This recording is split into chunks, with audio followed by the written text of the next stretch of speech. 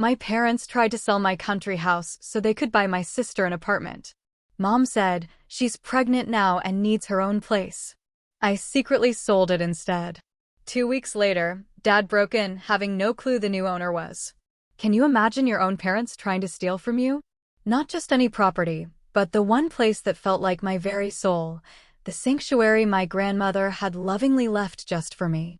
When I overheard them plotting to sell my house for my pregnant sister, Cassandra, something inside me didn't just break, it shattered. That day, I made a decision that would redefine our family forever. And, honestly, it was about damn time. Let me tell you how it all unraveled. Growing up, my grandmother, Eliza, was my rock. While my parents were always so wrapped up in my younger sister, Cassandra, Grandma Eliza showed me what unconditional love truly felt like. Every single summer, from 8 until 17, I'd spend 3 months at her country farmhouse. I'd get my hands dirty helping her in the vegetable garden, learn her famous apple pie recipe, and sit on that wraparound porch, just listening to her stories. Those summers were everything. She taught me so much, especially the importance of standing up for myself. Amanda, she'd say, her weathered hands gently folding over mine, never let anyone take advantage of your kind heart, not even family. Especially family. At the time, I thought it was just general wisdom. I had no idea those words would become my battle cry. The house itself was pure charm, a 3-bedroom farmhouse on 2 acres, about 90 minutes from the city where I worked as a real estate agent. Built in the 1940s with solid oak beams, hardwood floors that creaked just right, and windows that drank in the morning light. There was a small apple orchard, a sprawling vegetable garden, and a detached garage Grandma had converted into her painting studio. 5 years ago, when Grandma Eliza passed at 88, I was heartbroken. Her death wasn't unexpected, but the pain hit me harder than I could have imagined. During the will reading, I was genuinely shocked to learn she'd specifically left the country house to me. The letter she included explained everything. My dearest Amanda, it read, I am leaving this house to you because you are the only one who truly loves it as I did. I have watched you connect with this land since you were a little girl. This house has stories in its walls, and I know you will honor them and add your own chapters. This is not just a piece of property. It is a piece of who you are. My parents, surprisingly, seemed supportive then. They had their own comfortable suburban home and had never really cared for the old country place, as they called it. My sister, Cassandra, 28 and always the golden child, was too focused on city life to care about a house without a shopping mall nearby. For the past 5 years, I'd poured my heart, my soul, and a significant chunk of my savings into that property. I updated the plumbing and electrical, painstakingly restored the original hardwood floors, and replanted the garden using the heirloom seeds Grandma had saved. Every weekend I could manage, I'd drive out Friday evening and return Sunday night, my spirit totally recharged by the peace I found there. The contrast between Cassandra and me was stark. I'd built a stable career as a real estate agent, eventually becoming one of the top sellers at my firm. Cassandra, on the other hand, bounced between jobs, relationships, and departments. Our parents constantly made excuses for her free spirit and artistic temperament, while my practical nature and work ethic were just expected, never celebrated. Your sister is sensitive, my mother would sigh whenever Cassandra quit another job because her boss just didn't understand her. Meanwhile, my 60-hour work weeks and professional achievements were met with a brief nod, a quick subject change. Despite this imbalance, I maintained a cordial relationship with my family. Sunday dinners at my parents' house were a monthly tradition, though I often felt more like an observer than a participant, with conversations revolving around Cassandra's latest drama or my parents' social circle. Everything changed 3 months ago when Cassandra announced she was pregnant. Her boyfriend, Tyler, whom she'd been dating for less than a year, sat awkwardly at the dinner table as my sister shared the news. My parents were initially shocked, then quickly pivoted to absolutely ecstatic about their first grandchild. This changes everything, my mother declared, squeezing Cassandra's hand. You two need to start preparing for this baby. I offered my genuine congratulations, though I had serious private concerns about my sister's readiness for parenthood given her unstable lifestyle. Those concerns, of course, proved warranted. Over the next few weeks, the couple's living situation became a frequent topic. They can't possibly stay in that tiny one-bedroom apartment with a baby, my mother fretted during one Sunday dinner. Rent is so expensive these days, my father added, looking pointedly in my direction. It's hard for young people starting out. I sensed they were heading toward an ask for financial help, which wouldn't have been the first time. Over the years, I'd loaned Cassandra money for various emergencies, none of which had ever been repaid. Given my stable income, I'd already resigned myself to contributing to my future niece or nephew's needs. What I did not anticipate was just how far my family's expectations would go. It was during one of those Sunday family dinners, about 2 months after Cassandra's announcement, that I accidentally discovered their plan. I had excused myself to use the bathroom and was walking back down the hallway when I heard my father's voice from the kitchen. I think we should list the country property next month. Spring is the best time to sell, and we could get top dollar in this market. I froze mid-step. I thought, at first, he must be discussing one of his own investment properties. My father had dabbled in real estate over the years, though he always ignored my professional advice. Do you think Amanda will fight us on it? My mother responded. Her voice hushed, but clear enough for me to hear. The mention of my name sent a chill through me. They couldn't possibly be talking about my house. The house that was legally mine, left to me in my grandmother's will, which I'd been maintaining and improving with my own money for 5 years. She has to understand, my father continued. Cassandra is starting a family. She needs her own place, not some cramped apartment. Besides, Amanda doesn't even live there full-time. It's just sitting empty most of the week. I felt my hands begin to shake as the horrifying reality of their conversation sank in. They were planning to sell my house, my inheritance, my sanctuary, without even discussing it with me, as if it were a communal family asset rather than my personal property. We should bring it up after dessert, my mother suggested. Emphasize how important this is for the baby. Amanda has always been reasonable. By reasonable, I knew she meant compliant. The perfect daughter who never caused trouble, who went along with family decisions without protest. The reliable one who could be counted on to sacrifice for her sister, as I had been doing my entire life. I must have made some sound, because the conversation abruptly stopped. Gathering myself, I walked into the kitchen with what I hoped was a neutral expression. Need any help with dessert, Mom? I asked, my voice surprisingly steady despite the storm brewing inside me. No, dear, just getting the coffee ready. Go sit down. We'll be right there. I returned to the dining room where Cassandra was showing Tyler something on her phone. Both laughing. My sister looked up at me with a smile that now seemed calculating rather than warm. Everything okay, sis? You look weird. Just tired from work, I replied, taking my seat. When my parents returned with coffee and my mother's apple pie, I waited for them to broach the subject. Part of me hoped I had misheard or misunderstood. That they couldn't possibly be planning what I thought they were. My father cleared his throat after serving the pie. Amanda, we wanted to discuss something important with you. It's about your grandmother's house. My house? I corrected quietly. He blinked momentarily, thrown off script. Yes, well, technically, but we've been thinking about Cassandra's situation. My mother jumped in, her voice taking on that syrupy tone she used when trying to persuade someone. Your sister is going to have a baby, Amanda. They need space, a proper home to raise a child, and? I prompted, a coldness settling in my chest. And we think the most sensible solution would be to sell the country house, my father stated plainly. It would provide enough money for a down payment on a nice apartment for Cassandra and Tyler. Something with 2 bedrooms, in a good school district. I stared at them, waiting for some acknowledgement of the sheer audacity of what they were proposing. None came. That house belongs to me, I said slowly. Grandma left it to me in her will. I've been paying the taxes, the insurance, the maintenance. I've put thousands of dollars of my own money into renovations. And no one is saying you haven't done a lovely job with it, my mother rushed to add. But be practical, Amanda. You only go there on weekends. Your sister needs a home every day. So, buy her one, I replied, my voice hardening. Why does it have to be my house that gets sold?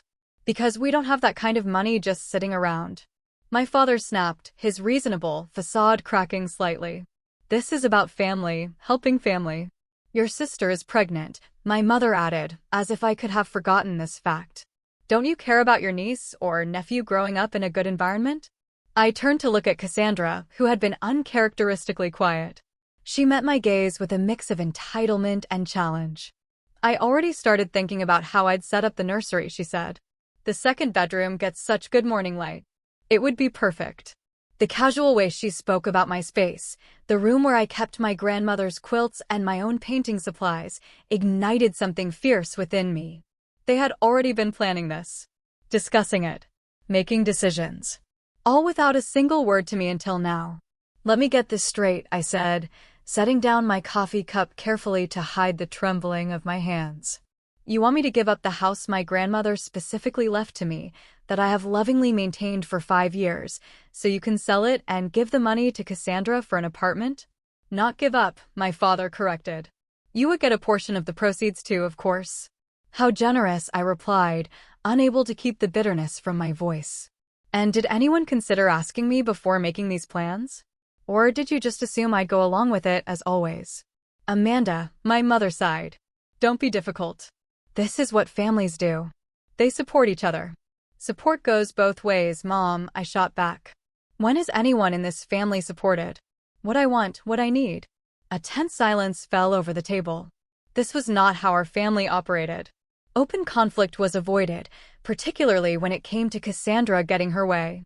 Tyler, looking deeply uncomfortable, finally spoke up. Maybe we should discuss this another time, when everyone's calmer. There's nothing to discuss, I said, standing up. The house is mine. I will not be selling it. Not now. Not ever. Amanda, my mother gasped. Sit down. We're not finished. I am, I replied, grabbing my purse. Thank you for dinner. As I headed for the door, my father called after me. Think about it. Family has to come first. I paused with my hand on the doorknob. That is exactly what I'm doing. I left without another word. The slam of the door behind me punctuated my exit in a way that was deeply out of character for the accommodating daughter I had always been. As I sat in my car, hands gripping the steering wheel, I realized they had fully expected me to eventually agree. After all, I always had before. Not this time. The next weekend, I drove to the country house with a heaviness in my heart I had never associated with this place before. For 5 years, crossing the threshold of the old farmhouse had always brought an immediate sense of peace. Now, as I unlocked the door and stepped inside, I felt the weight of my family's betrayal accompanying me. I walked through each room, slowly taking in details I had come to love. The kitchen with its vintage 1952 mint green refrigerator that I had specially restored. The living room with the stone fireplace where my grandmother and I had spent countless evenings playing cards and talking about life.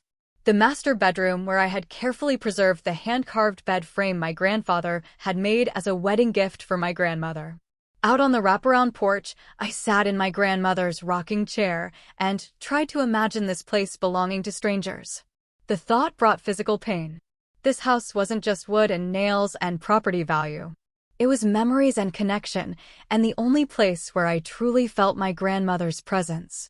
My phone had been buzzing consistently since I left my parents' house the previous Sunday. I had responded minimally, sending only brief texts, assuring them I was fine but needed space. Now, as I sat on the porch watching the sunset paint the sky in shades of orange and pink, my mother called again. Amanda, she began without preamble when I answered, I wish you would stop this sulking. We're trying to have a serious family discussion. There is nothing to discuss, I replied, keeping my voice even. This is my house. I am not selling it. Your sister is in tears, she countered, wielding the weapon that had always worked before. Cassandra's tears had been the trump card in our family dynamic since childhood. I'm sorry to hear that, I said, surprising myself with my lack of usual guilt, but that does not change my decision. Your father has already spoken to a realtor friend of his. He says we could list next week. The casual way she mentioned this sent a fresh wave of shock through me. Without my permission? I'm the legal owner. Mom, only I can sell this house. Don't be technical, Amanda, she sighed. This is a family matter. No, it is a legal matter, and I am telling you clearly, I will not be selling my house. The conversation ended with my mother's frustrated huff and a click as she hung up on me. That was only the beginning. Throughout the weekend, the calls and texts continued. My father sent links to apartments he thought would be perfect for Cassandra, along with notes about how much they would cost. My sister sent photos of baby furniture with captions like, "This crib would look so cute in the upstairs bedroom." By Sunday evening, as I was preparing to return to the city, I received the most shocking message yet. My father texted, "We have arranged an open house for next Saturday. Please make sure the place is tidy." I called him immediately. "You did what?" "Now, Amanda," he began in his placating tone, "we just thought we would get the ball rolling. People are very interested in country properties right now." "Cancel it," I said firmly. "You have no right to show my house to anyone. We still have the spare key from when we helped you move some furniture last year," he continued, as if I hadn't spoken. "So, don't worry about being there. We'll handle everything." The realization that my parents had been accessing my property without my knowledge or consent was the final straw. This had gone beyond mere entitlement to something that felt dangerously close to theft. I ended the call and immediately called my friend Stephanie, who had been my confidant through many family dramas over the years. "They did what?" she exclaimed after I explained the situation. "Amanda, that is not just inconsiderate. It's illegal. They cannot sell property that doesn't belong to them." "I know," I sighed, "but they don't seem to care about that minor detail. What are you going to do?" I stared out at the darkening sky, the first stars beginning to appear. "I don't know yet, but I am not going to let them take this from me." "Good," Stephanie said firmly. "It's about time you stood up to them. They've been taking advantage of your good nature for years." After we hung up, I sat for a long time thinking about my options. I could change the locks, but that would only be a temporary solution. I could confront my parents again, but they had already shown they were unwilling to listen to reason. I could involve lawyers, but the thought of legal action against my own family made me sick to my stomach. As I drove back to the city that night, an idea began to form. It was extreme, perhaps even a bit vindictive, but the more I thought about it, the more it felt like my only option for taking control of the situation. I was a real estate agent. If anyone was going to sell my house, it would be me. And it would be on my terms, not theirs. The decision settled in my mind like a weight being lifted. By the time I reached my apartment, I knew exactly what I was going to do. My parents wanted to sell my house for Cassandra? Fine. But they were about to learn a harsh lesson about making assumptions about my compliance. Monday morning, I went straight to my broker's office. "Darren," I said as I sat down across from him, "I want to list my own property, and I need it to happen fast." The next 2 weeks were a blur of activity. As one of the top agents at my firm, I knew exactly how to position the property for a quick sale. I called in favors from photographers, stagers, and listing specialists. By Wednesday, professional photos showcasing the charming character of the farmhouse and the beauty of the surrounding land were ready. I carefully crafted the listing description myself: historic farmhouse with modern amenities, set on 2 acres of landscaped grounds, including established apple orchard, original hardwood floors, stone fireplace, and handcrafted details throughout. Updated kitchen and bathrooms, new roof, and completely rewired. 90 minutes from downtown. Perfect weekend retreat or year-round residence for those seeking peace without sacrificing comfort. I deliberately priced it slightly below market value, knowing this would generate immediate interest. While I wanted a quick sale, I wasn't desperate enough to give the property away. The current market for country homes was strong, with city dwellers increasingly looking for escape properties within commuting distance. My broker Darren raised an eyebrow at my urgency, but asked few questions. We had worked together long enough for him to trust my judgment, even if he sensed there was more to the story than I was sharing. "Any special requests for showing protocols?" he asked as we finalized the listing agreement. "Yes," I replied. "No public open houses. Qualified buyers only, with proof of funds or pre-approval. And I want to personally approve every showing." This would allow me to control who saw the property and when, reducing the chances of my parents or sister finding out prematurely.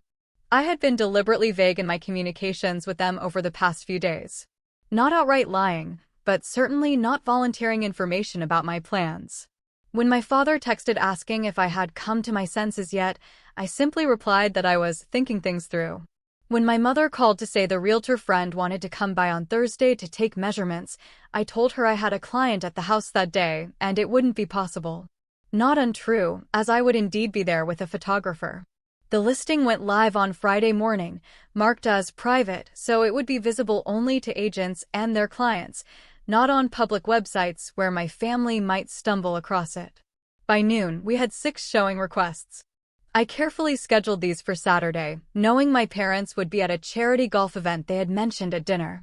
I took the day off and drove out early to prepare the house, making sure every detail was perfect.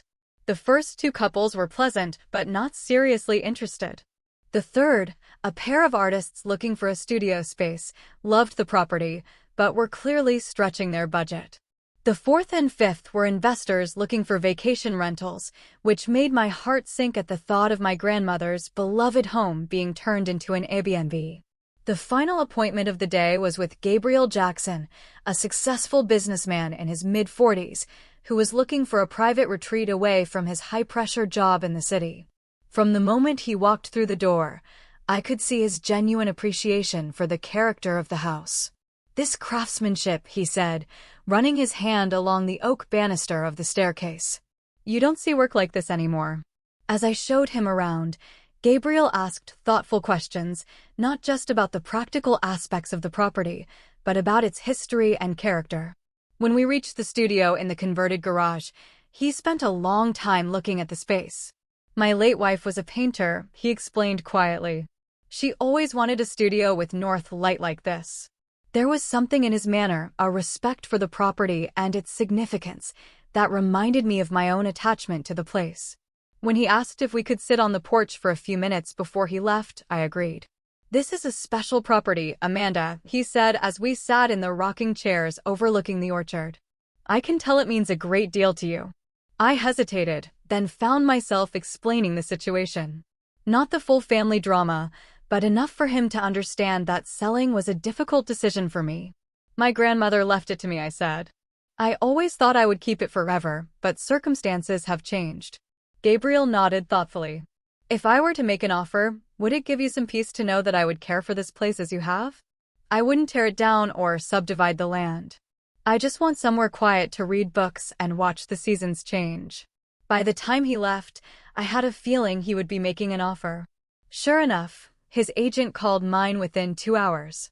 The offer was clean, for the full asking price, with a request for a quick closing but flexible occupancy to give me time to say goodbye to the house properly. I accepted immediately. The next 2 weeks were a whirlwind of paperwork, inspections, and surreptitious packing. I told my family I was busy with a big listing at work, which wasn't entirely untrue. I avoided Sunday dinner, claiming client obligations. When my mother pressed about when they could reschedule their planned open house, I deflected with vague comments about still figuring things out. In truth, I was carefully removing personal items from the country house, focusing on things with sentimental rather than monetary value: my grandmother's handwritten recipe cards, the quilt she had made for my high school graduation, family photographs that couldn't be replaced. I worked with my attorney to ensure all the paperwork was impeccable, leaving no possible legal challenges. The property was unquestionably mine to sell. My name alone was on the deed since my grandmother's estate had been settled 5 years earlier. My parents had absolutely no legal claim to it whatsoever, despite their apparent belief that family assets were communal regardless of legal ownership. The closing was scheduled for a Thursday morning. Gabriel and I met at the title company's office, both of us choosing to handle this in person rather than through representatives. As we signed the many documents, I felt a complex mix of emotions. Grief at letting go of this beloved place mingled with satisfaction at taking control of the situation. "I have something for you," Gabriel said, after the final papers were signed and the keys officially handed over. He reached into his briefcase and pulled out a business card. This is my personal contact information. If you ever want to visit the property, just call. You will always be welcome." The gesture brought unexpected tears to my eyes. "Thank you. That means more than you know." As I walked to my car, cashier's check in hand for a sum that exceeded even the most optimistic estimates my parents could have had, I felt a strange sense of both loss and liberation. I had transferred the funds to a new account at a different bank from my usual one, ensuring my parents would have no way to access or even know about the money. Now came the hard part, waiting for my family to discover what I had done. For 2 weeks after the closing, I managed to maintain the charade. I begged off Sunday dinners with claims of work emergencies. I responded to texts with just enough information to prevent suspicion, but not enough to reveal my actions. I knew this delicate balancing act couldn't last forever, but I needed time to prepare myself emotionally for the inevitable confrontation. What I had not anticipated was how quickly and dramatically that confrontation would unfold. It happened on a Saturday morning.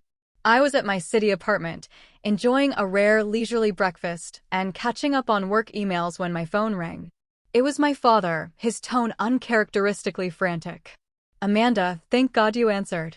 There's someone in your house." My heart skipped a beat as the moment of truth arrived sooner than I expected. "What do you mean?"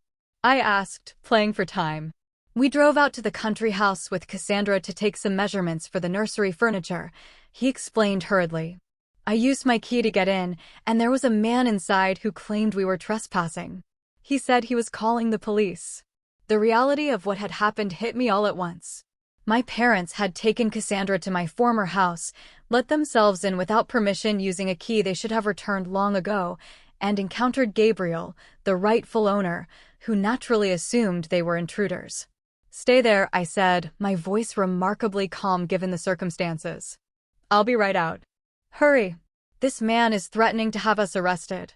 I drove faster than I should have, reaching the country house in just over an hour. As I pulled up the gravel driveway, I saw a surreal tableau. A police car parked behind my parents' SUV, my mother sitting on the porch steps looking shell-shocked, my father gesticulating wildly to a patient-looking officer, Cassandra crying in the front seat of their vehicle, and Gabriel standing calmly near the police car. As I got out of my car, all eyes turned to me. "Amanda," my father called out, relief evident in his voice. "Tell this officer, this is your house, and we have permission to be here." I walked slowly toward the group, the weight of the moment pressing down on me. This was it. The point of no return. "Actually," I said clearly, "this is not my house anymore. I sold it 2 weeks ago to Mr. Jackson. He is the legal owner now." The silence that followed was absolute. Even Cassandra's sobs from the car momentarily ceased. My father's face went from relief to confusion to dawning horror in the span of seconds. "What are you talking about?" My mother finally managed, rising from the porch steps. "You cannot have sold the house. We were going to sell it for Cassandra's apartment." The officer looked between us with growing understanding. "Ma'am," he addressed my mother, "are you saying you entered this property without the owner's permission?" No, my father interjected quickly. "This is a family misunderstanding. Amanda, tell them this is all a mistake." I looked at Gabriel, who gave me a small nod of support. "There is no mistake," I said firmly. "I sold the house to Mr. Jackson 2 weeks ago. The sale has been recorded with the county. My parents and sister no longer have any right to access this property." "That is impossible," my mother exclaimed. "You cannot have sold it without telling us. We had plans." "Your plans," I corrected, "not mine. You decided what would happen to my property without consulting me. You scheduled viewings without my permission. You kept a key without my knowledge. And today, you broke into a house that no longer belongs to me." My father's face had turned an alarming shade of red. "You had no right." "I had every right," I countered. "The house was mine. Legally, morally. In every way that matters." The officer, clearly uncomfortable with the family drama unfolding before him, cleared his throat. "Based on what I'm hearing, it sounds like these folks," he gestured to my parents, "entered the property illegally, albeit under a misunderstanding. Mr. Jackson, do you want to press charges for trespassing?" Gabriel shook his head. "No, that won't be necessary." as long as they leave now and understand they cannot return without an invitation. My father looked like he might argue further, but my mother tugged at his arm. Let's go, Robert. Not here. Not like this. As they turned toward their car, Cassandra finally emerged, her face streaked with tears and twisted with fury. How could you do this to me? She screamed, storming toward me. To my baby. You knew we needed this house. You needed a place to live, I replied, keeping my voice level. Not specifically this house. Not my house. You're so selfish. You've always been jealous of me. And now you're taking it out on my innocent child. My father had to physically guide her back to the car as she continued to shout accusations. Through the open window, I could hear her sobbing that I had ruined everything and never cared about family. As they drove away, the officer tipped his hat. I'll file a report about the incident, but since there's no desire to press charges, this should be the end of it. I would recommend changing the locks if you haven't already, sir. Already done, Gabriel assured him. Thank you for your help. When the police car had gone, Gabriel and I stood awkwardly in the driveway. I'm sorry about that, I said finally. I should have warned you something like this might happen. He shook his head. Family complications are rarely neat or predictable. Would you like to come in for a cup of coffee? It's still your porch, too, as far as I'm concerned. I looked at the house, the familiar lines of it now belonging to someone else. Thank you, but I should probably deal with the fallout from this. Rain check. Anytime, he said kindly. As I drove back to the city, my phone began buzzing incessantly with texts and calls from my parents and sister. I turned it off, needing space to process what had just happened. The confrontation had been every bit as awful as I had feared. Yet, underneath the stress and guilt, was a surprising sense of relief. The truth was out. For better or worse, I had stood my ground. The weeks following what my mother dramatically termed the betrayal were some of the most difficult of my adult life.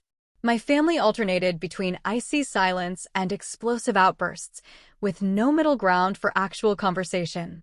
My father sent a formal-looking letter demanding I turn over the proceeds from the sale, claiming they were rightfully family funds intended for Cassandra's apartment.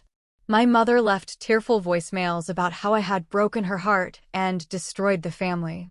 My sister blocked me on all social media and told mutual friends I had abandoned her in her time of need. Extended family members soon got involved, having heard wildly varying versions of the story. My Aunt Carol called to ask if it was true I had sold the family homestead out from under everyone.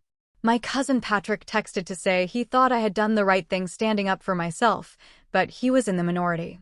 The narrative being spread was that I, the selfish career woman, had callously disregarded the needs of my pregnant sister out of spite and greed. Few seemed interested in hearing my side, that the house had been legally mine alone, that I had maintained it for years with no help from anyone, that my family had attempted to appropriate it without my consent. There were moments I questioned my decision, wondering if I should have found some compromise. Perhaps I could have loaned Cassandra money for a down payment while keeping the house. Maybe I could have sold it and split the proceeds more equitably. The guilt would creep in during quiet moments, making me wonder if I had overreacted. Then I would remember the entitlement in their voices as they discussed selling my property as if I had no say in the matter. I would recall my sister's casual assumption that the bedroom where I kept my most precious possessions would become her baby's nursery. I would think of my grandmother's letter, trusting the house to me, specifically because she knew I would honor its history and significance. About a month after the confrontation, I received an unexpected message from Tyler, Cassandra's boyfriend and the father of her baby. Can we meet for coffee? Just you and me. There are some things you should know. Curious and a bit wary, I agreed to meet him at a cafe halfway between my office and his workplace. When he arrived, he looked tired and stressed, the impending responsibility of fatherhood clearly weighing on him. Thanks for coming, he said as he slid into the booth across from me. Cassandra would kill me if she knew I was talking to you. I appreciate you reaching out, I replied. How is she doing? And the baby? They're both fine, health-wise, but... He hesitated, stirring his coffee absently. There are things about our situation that your family hasn't been honest about. Over the next hour, Tyler shared revelations that shifted my understanding of the entire scenario. Contrary to the impression my parents had given, he and Cassandra were not in dire financial straits. Tyler had a stable job in IT with good benefits. They could afford their apartment comfortably, and while it was small, it was in a good neighborhood with excellent schools nearby. "I never wanted your house," he admitted. I was shocked when Cassandra told me that was the plan. I kept saying we could save for our own place, but she insisted her parents had promised they would take care of everything. Moreover, Tyler revealed that he had been deeply uncomfortable with how I was being treated throughout the situation. The way they talked about you when you weren't around, like you owed them this massive favor and were being difficult for not immediately agreeing. It didn't sit right with me. Most surprisingly, Tyler confessed that he had been saving for a down payment on a modest condo for over a year. I wanted it to be a surprise for when the baby came, but now I don't know if that's what Cassandra even wants. She keeps talking about the house she lost as if it was already hers. This conversation prompted me to do some investigating of my own. Using my connections in real estate, I discovered my parents had refinanced their own home 6 months earlier, taking out considerable equity. They certainly had the means to help Cassandra with housing if they chose to, without involving my property at all. The pieces were falling into place. This had never been about Cassandra desperately needing housing. It had been about my parents wanting to appear generous and supportive without spending their own money. They had seen my inheritance as an easy solution, a family resource to be redistributed as they saw fit, rather than my personal property. When I brought this information to my friend Stephanie, she was unsurprised. "They've always treated you like the responsible one who should sacrifice for everyone else," she pointed out. "They probably never imagined you would stand up to them like this." The rift in my family deepened as weeks turned into months. Sunday dinners were a thing of the past. Holiday plans remained uncertain. My mother had begun telling family friends that I was going through something and they should pray for me to come back to my senses. My father took a more direct approach, sending increasingly stern emails about my obligations and duty to family. When I didn't respond as he wished, he attempted to involve mutual acquaintances as mediators, most of whom were wise enough to stay out of the conflict. Cassandra, now showing visibly in her pregnancy, weaponized her condition at every opportunity. Through mutual friends, I heard she was telling anyone who would listen that I was so jealous of her having a baby that I had sabotaged her chance at a proper family home. The most painful aspect was how little interest any of them showed in understanding my perspective. Not once did my parents acknowledge that perhaps they should have consulted me before making plans for my property. Not once did my sister express appreciation for the years I had spent maintaining the house they had all suddenly decided should be hers. It was as if my feelings, my autonomy, and my legal rights were simply inconvenient obstacles to their plans, rather than valid considerations deserving of respect. Yet, as difficult as this period was, it was also strangely clarifying. For the first time, I was seeing my family dynamic with absolute clarity, unfiltered by the desire to keep peace at any cost. I was learning to set boundaries, even when they brought conflict. I was discovering that I could withstand disapproval without crumbling. In quiet moments, I sometimes thought of my grandmother and wondered what she would make of all this. The more I reflected, the more I became convinced that her decision to leave the house specifically to me, rather than to the family generally, had been deliberate.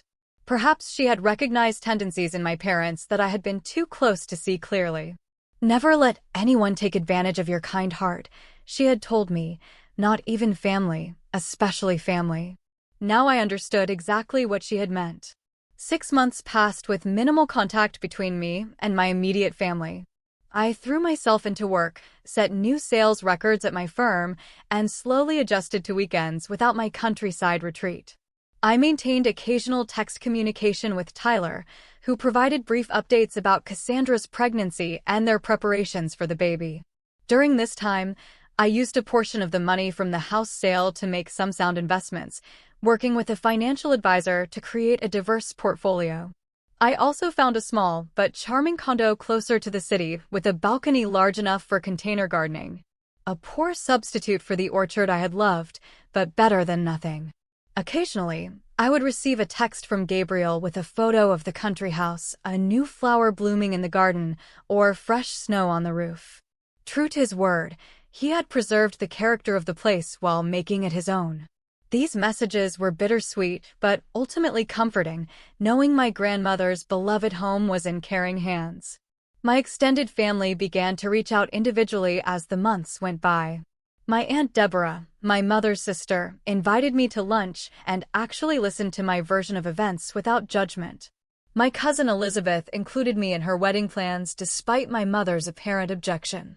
Slowly, I was rebuilding connections on new terms, based on mutual respect rather than obligation. Then came the news that Cassandra had given birth to a healthy baby girl, Lily. The announcement came not from my sister or parents, but from Tyler, who sent a simple text with a photo of their daughter. Thought you would want to know, you're an aunt. The tiny face in that image stirred something in me. A reminder that despite everything, this innocent child was my blood relation, my niece. Whatever conflicts existed between the adults in the family, they were not her fault. After careful consideration, I made a decision that felt right. I set up a college fund for Lily using a portion of the proceeds from the house sale. I arranged it through a trust so that the money could only be used for educational expenses, not accessed by my sister or parents for other purposes. I sent Tyler the documentation and a small gift for the baby, a soft blanket similar to one my grandmother had made for me. His reply was immediate and grateful. This means a lot. Cassandra may not say it now, but someday she will appreciate what you have done.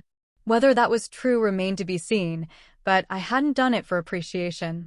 I had done it because it aligned with my values and honored the legacy of generosity my grandmother had shown me. 2 weeks later, I received an unexpected call from my mother. Her voice sounded older, more subdued than I remembered. Tyler told us what you did for Lily, she said after an awkward greeting. That was thoughtful of you. She's my niece, I replied simply. I want what's best for her. A long pause followed. Your father and I have been doing some thinking, she finally continued. Perhaps I did not handle things as well as I could have with the house situation. It was not quite an apology, but from my mother, it was unprecedented. I remained silent, waiting to hear more. We miss you at Sunday dinners, she added. Maybe you could come this weekend. Meet Lily. The invitation hung between us, weighted with unspoken complications. I would like to meet her, I said carefully. But Mom, I need to know that you understand why I did what I did. I cannot just pretend nothing happened. Another long pause. I cannot speak for your father or sister, she said finally, but I have come to see that we should have respected that the house was yours. We should have asked, not assumed. It was a small acknowledgement, but significant coming from a woman who had never admitted fault in my memory. Thank you for saying that, I replied, my voice softening. It means a lot. That Sunday dinner was tense but civil. My father was stiffly polite, clearly uncomfortable, but making an effort. Cassandra was cold at first, but softened somewhat when she saw how naturally I took to holding Lily. The baby was beautiful, with Cassandra's blue eyes and Tyler's dark hair. A new life untainted by adult conflicts. The college fund was very generous, my father said as we ate dessert, the first direct reference to the situation all evening. Cassandra tells me it will cover 4 years at a good school. I wanted to do something meaningful for Lily, I explained. Something that would make a difference in her future. We have been thinking, my mother interjected carefully, that perhaps we focused too much on the house itself, rather than the bigger picture of family support. Your father and I have decided to help Tyler and Cassandra with a down payment on a condo they found, one they can afford the monthly payments on themselves. This was new information, and judging by Cassandra's expression, a recent development. That sounds like a good solution, I replied. It's what we should have done from the beginning, my father admitted gruffly, the closest he would likely come to acknowledging his error. As the evening progressed, I found myself sharing a quiet moment with Cassandra on the porch while she rocked Lily to sleep. I was really angry at you, she said softly, not looking at me. I felt like you chose a house over me and my baby. That was never the choice, I replied. I felt like my autonomy, my right to make decisions about my own property, was being completely disregarded. Like what I wanted didn't matter. She was silent for a moment. I guess I never thought about it from your perspective. Mom and Dad always made it sound like the house was kind of a family asset. And since I needed it more than you. But that was never theirs to decide, I pointed out gently.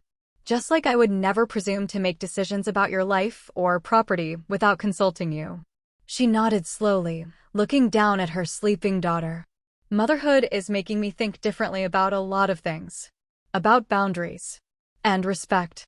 I want Lily to grow up knowing her opinions matter, that no one has the right to make decisions for her without her consent. That sounds like excellent parenting, I said, genuinely impressed by this glimpse of maturity from my sister. I can't promise Mom and Dad will ever fully understand what they did wrong, she continued. They're pretty set in their ways.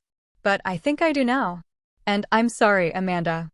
Not for wanting a good home for my baby, but for assuming I was entitled to yours. Her apology, far more direct than my mother's, brought unexpected tears to my eyes. Thank you for saying that. It means more than you know. In the months that followed, our family began a slow, sometimes awkward, healing process. Sunday dinners resumed, though now they often took place at my new condo or at Tyler and Cassandra's apartment. My parents never fully acknowledged the extent of their overstepping, but they made efforts to show respect for my boundaries in other ways. I maintained my friendship with Gabriel, occasionally accepting his invitation to visit the country house. It was different now, seeing it as a guest rather than an owner, but there was healing in that, too. A reminder that letting go did not have to mean losing everything. As Lily grew from newborn to infant to curious crawler, she became a bridge between previously fractured relationships. It was impossible to hold grudges while watching her discover the world with wide-eyed wonder. Through her, I found a new connection to my sister, a shared investment in the future that transcended past conflicts. My grandmother had been right all along. Family was important, vital even, but healthy family relationships required respect, boundaries, and the courage to stand firm when those boundaries were crossed. The house she had left me had ultimately taught me that lesson in unexpected ways. In the end, I didn't regret selling the country house. What I had gained, painful though the process had been, was something more valuable. The knowledge that I could stand up for myself, even against those I loved most, and emerge stronger on the other side. Family love, I had learned, should never require the sacrifice of your self-respect. True family support goes both ways, honoring each person's autonomy while offering genuine help.